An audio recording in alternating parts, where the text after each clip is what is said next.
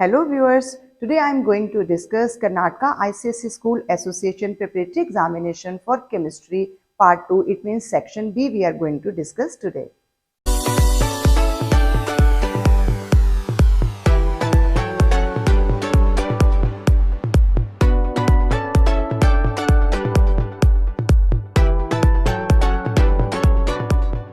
Question number 3 from Section B, Part 1. Mr. Ramu wants to electroplate his keychain with nickel to prevent rusting. For this electroplating, A part, name the electrolyte. And we know the name of the electrolyte is nickel sulfate, NiSO4. B part, name the cathode. Cathode is article which is to be electroplated. Here it is keychain. C part, name the anode. Anode should be a pure block of nickel. D part, give the reaction at cathode. And we know that at cathode, gain of electrons take place. So nickel 2 plus and then it gain 2 electron and form nickel. It means reduction takes place at cathode. And name the reaction at the anode. It means loss of electron. It means nickel is there, it loses 2 electrons and it becomes nickel 2 plus. It means oxidation takes place at anode, loss of electrons. Part 2. The questions below are related to the manufacture of ammonia. Name the process. It is Haber's process. B part. In what ratio must the reactants be taken? So reactants, it means nitrogen and hydrogen. They are taken in the ratio of 1:3. 3 parts of hydrogen and 1 part of nitrogen. C. Name the catalyst used. It is finely divided iron. D. Give the equation for the manufacture of ammonia and we know that it is N2 plus H2 and it gives NH3. For balancing, we need to place 3 and 2 here. E part. Ammonia can act as a reducing agent. Write a relevant equation for such a reaction. As a reducing agent, it means ammonia plus copper oxide. It gives 3 copper, then 3 water and nitrogen gas is formed. For balancing, we need to place 3 here also. You can see here black copper oxide is reduced to reddish brown copper here. In question number 4, name the following metals. A metal present in cryolite other than sodium. Formula for cryolite is Na3Al(F6) other than sodium, because sodium we cannot write, so other metal is aluminium. B, a metal which is unaffected by dilute or concentrated acid. It means it is a noble metal, so you can write either platinum or gold. C part, a metal present in period 3, group 2 of periodic table.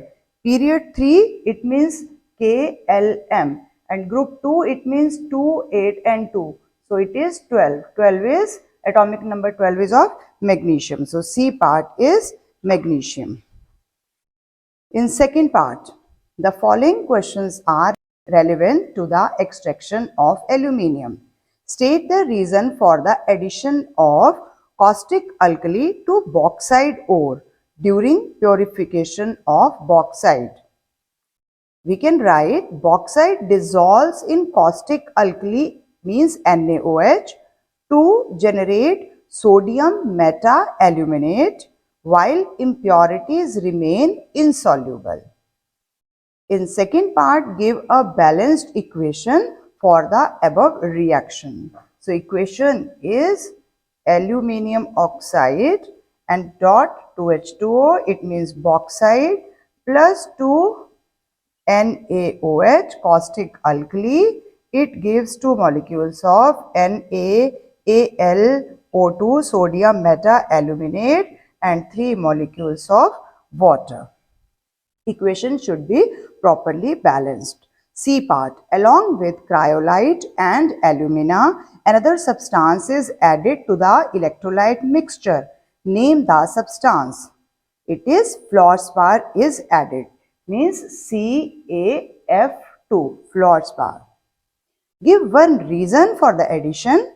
It increases the conductivity of the electrolytic mixture, as we know that pure alumina is a non-conductor of electricity. In third part, state one chemical test between each of the following compounds. Part 1 is sodium carbonate and sodium sulfite. Sodium carbonate and sodium sulfite, to distinguish between them, one chemical test. Sodium carbonate Na2CO3 when treated with dilute sulfuric acid. We are taking here dilute sulfuric acid in the dilute form, will liberate colorless, odorless gas with brisk effervescence. The gas will turn lime water milky and will have no effect on acidified potassium permanganate. And second, sodium sulfite Na2S when treated with same dilute sulfuric acid will liberate a colorless gas having suffocating smell of burning sulfur. This gas will turn acidified potassium permanganate from pink to colorless. In B part, between ferrous nitrate and lead nitrate, when NaOH is added, here we are taking NaOH, is added to ferrous nitrate, FeNO3 twice, dirty green precipitate of FeOH twice is formed. Precipitate is of dirty green color. Whereas when added to lead nitrate, chalky white precipitate of lead hydroxide is formed. It is of chalky white color and it is of dirty green color. In C part, manganese dioxide and copper 2 oxide. When manganese dioxide is heated with, here we are taking concentrated HCl, then it produces chlorine gas, which turns moist starch iodide paper into blue-black color. On the other hand, CuO, copper oxide, reacts with concentrated HCl, no such gas will be produced. So, in this way, we can perform a chemical test to distinguish the given pairs. Question number 5. What do you understand by the term empirical formula? Empirical formula of a chemical compound is the simplest whole number ratio of atoms present in a compound. In part number 2, a gaseous hydrocarbon of vapor density 29, it is given, contains 82.76% of carbon, calculates its empirical formula and molecular mass. So for this we need to draw a table.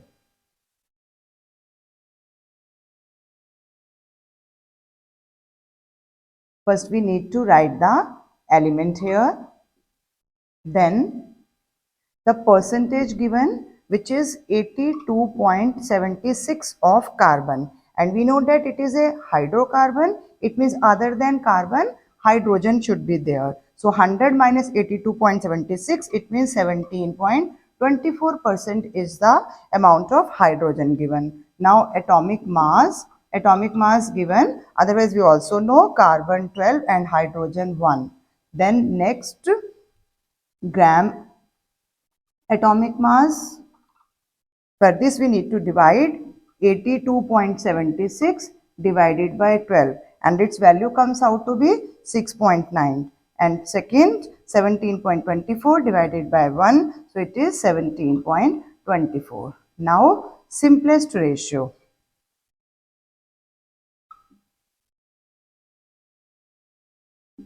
Simplest ratio, 6.9 divided by 6.9, it is 1, and 17.24 divided by 6.9, it is 2.5.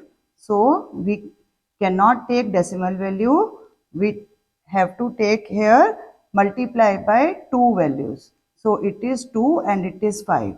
So 2 and 5. So empirical formula of the given compound is C2H5.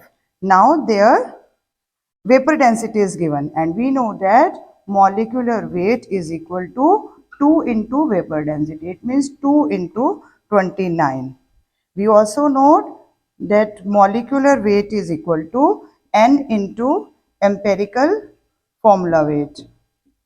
So molecular weight here is equal to 58. So 58 equal to N, and empirical formula is C2H5. So 2 into C means carbon plus 5 into 1 hydrogen. So N 24 plus 5, it means 29N is equal to 58. N is equal to 2. So N is equal to 2. So our molecular formula is C2H5 is the empirical formula, and multiply with N, it means 2. So it becomes C4 and H10. C4H10 is the molecular formula of the given compound.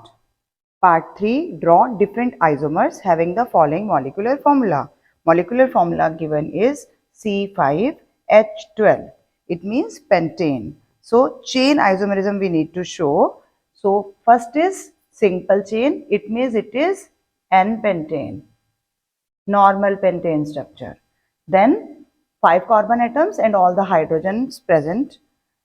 Now second is isopentane. Isopentane, it means 1 carbon on any of the given chain carbon atoms. So I have placed here another carbon atom along with the 3 hydrogen atoms. So this is isopentane. And then third is neopentane. Neopentane, 1 at the top and 1 at the bottom. So 3 in the single chain and 1 at the top, 1 at the bottom. This is neopentane. In second part, C4H8 position isomerism. So this is butene. Butene position isomerism, it means we need to change the position of the double bond because it is ene.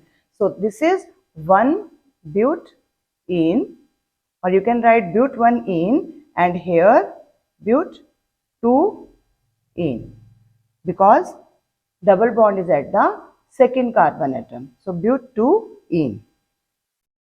Or you can also write 2-butene. Fourth part, define the term catenation. Catenation is the self-linking of atoms of an element through covalent bonds in order to form straight chains, branched chain and cyclic chain of different sizes. Now question number 6, with the help of equations, give an outline for the manufacture of sulfuric acid by the contact process. So first point, we need to show production of SO2, sulfur dioxide. So for this we can write S plus O2, SO2, or we can write 4 FeS2 plus enable molecules of oxygen, and they are giving 2 Fe2O3 plus 8 SO2. We can give any of these equations. You can write or here. And second part, oxidation of SO2 to SO3. So here 2 SO2 plus addition of oxygen, vanadium pentoxide or platinum we can use, and temperature is 400 to 450 degrees Celsius, or you can also give 1075 Kelvin and 2 atmospheric pressure. It produces 2SO3, sulfur trioxide, along with heat energy. Third part, conversion of SO3 into H2SO4. For this, SO3 plus H2SO4, concentrated H2SO4 produces oleum. It means H2S2O7. It is oleum, or H2S2O7 oleum in the presence of water, or you can say dilution, give H2SO4, sulfuric acid. So this is the summary of contact process.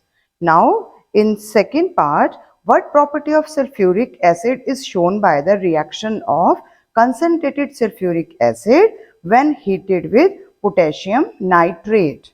When heated with potassium nitrate, if you remember the reaction, you need not to write the reaction, but just for your clarity, it is NaNO3 plus H2SO4.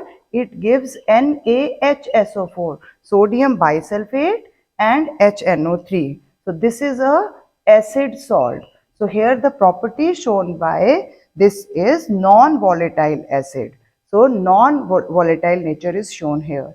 In second, when reacted with carbon. So carbon plus sulfuric acid gives carbon dioxide plus water plus 2 molecules of sulfur dioxide gas. So here oxidizing property is shown.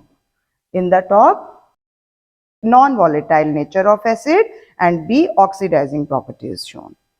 In third part, write balanced equations for the following chemical equations. First is dilute nitric acid and copper metal. So dilute nitric acid and copper. So 3 copper plus 8 molecules of dilute nitric acid. You need to mention here dilute also. Then 3 copper nitrate and then 4 molecules of water along with 2 NO. B part, ammonia and oxygen in the presence of catalyst. In the presence of catalyst, it means catalytic oxidation of ammonia. So 4 molecules of ammonia with 5 O2 in the presence of catalyst platinum at 800 degrees Celsius temperature produces 4 NO and 6 molecules of water. In C part, zinc sulfide and dilute sulfuric acid. Zinc sulfide and dilute sulfuric acid gives ZnSO4 plus H2S. Because sulfide is here, so H2S must be released. In D part, silver nitrate solution and hydrochloric acid. AgNO3, silver nitrate, and then HCl. It gives precipitate of AgCl, thick curdy white precipitate of AgCl along with HNO3, white, thick curdy white precipitate. In question number 7, part 1, A is name the process by which ethane is obtained from ethene. And we know that the process is catalytic hydrogenation. And the reaction is C2H4 plus H2 in the presence of nickel catalyst and 200 degrees temperature gives C2H6 ethane. In second part, identify the gas evolved when sodium propanoate is heated with soda lime. Sodium propanoate C2H5COO-Na. Sodium propanoate and soda lime CaO, and temperature is 300 degrees Celsius. It gives Na2CO3 and C2H6 is released. This is the laboratory preparation of ethane. In second part, there are 3 elements E, F and G. Elements are E, F and G with atomic number 19, 8 and 17. 19, 8 and 17. So, KLM electronic configuration for 19 is 2881. For 8 it is 26. For 17 it is 28 and 7.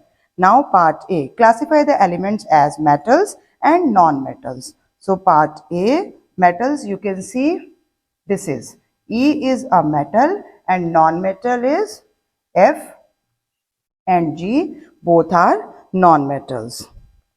In B part, give the molecular formula of the compound formed between E and G. Between E and G. E is a metal and G is a non-metal. So we know the type of bond formed between is electrovalent bond, or you can say ionic bond. State the type of chemical bond. It is ionic bond, and the formula for this bond is E plus 1 and G minus 1. It means EG is the formula and type of bond is ionic bond. In third part, give reason for the following. A part, hydrogen chloride gas cannot be dried over quicklime. HCl, because HCl reacts with quicklime. Equation is optional. If you want, you can give the equation. Calcium oxide, quicklime. If react with HCl, it will give CaCl2 and water, which is not required in this case. In B part, ionization potential of the element increases across a period because effective nuclear charge increases across a period, or you can also write atomic size decreases across a period. We have learned this with the help of Vinee. In C part, an aqueous solution of sodium chloride conducts electricity because it is soluble ionic compound which when dissolved in water it dissociates into Na plus and Cl minus, and these ions conduct electricity. Now coming to question number 8, what is observed when? In these cases we need to write the observation properly. A part, sodium hydroxide solution is added first in small amount and then in excess in zinc sulfate solution. Sodium hydroxide with zinc sulfate. Then gelatinous white precipitate of zinc hydroxide ZnOH twice is formed when NaOH is added in small amount, which when dissolves when NaOH is added in excess. First it is not dissolved, it means precipitate is formed, and then it dissolves when in excess. In B part, ethane gas is passed through a solution of bromine in carbon tetrachloride. Here, the reddish brown color of bromine remains same when ethane gas is passed through a solution of bromine in carbon tetrachloride. C part, carbon dioxide gas is passed through calcium hydroxide solution for little time. Calcium hydroxide solution, it means lime water, turns milky when carbon dioxide is passed through it. Second part, A part is state Gay-Lussac's law. When gases react, they do so in volumes which bear a simple whole number ratio to one another and also to the volume of the gaseous product, provided all the volumes are measured at the same temperature and pressure. In B part, what volume of oxygen would be required for the complete combustion of 100 liter of ethane? According to the following equation, and the equation given here is 2C2H6 plus 7 oxygen, then 4 CO2 and 6 H2O. So 100 liter of ethane, it means 2 volume. 2 volume of ethane require 7 volume. So 2 volume of ethane require 7 volume of oxygen, and 1 volume is given, then 7 upon 2, and the given volume in the question it is 100 liter. So it means 7 upon 2 into 100. So it is 350. So 350 liter of oxygen is required for the complete combustion of 100 liter of ethane according to the equation. In third part, explain the following terms. Part 1 is homologous series. Homologous series is a series of compounds with the same general formula but differ only in the carbon chain length. It means they are differ by 14 AMU also, 12 for carbon and 2 for hydrogen. CH2 group difference in their every element. Second is ore. Ore is a naturally occurring mineral from which a metal can be extracted profitably. Here this word profitably is very important. Third is atomic radius. Atomic radius is a measure of the size of an atom, which is the total distance from an atom's nucleus to the outermost orbital of the electron.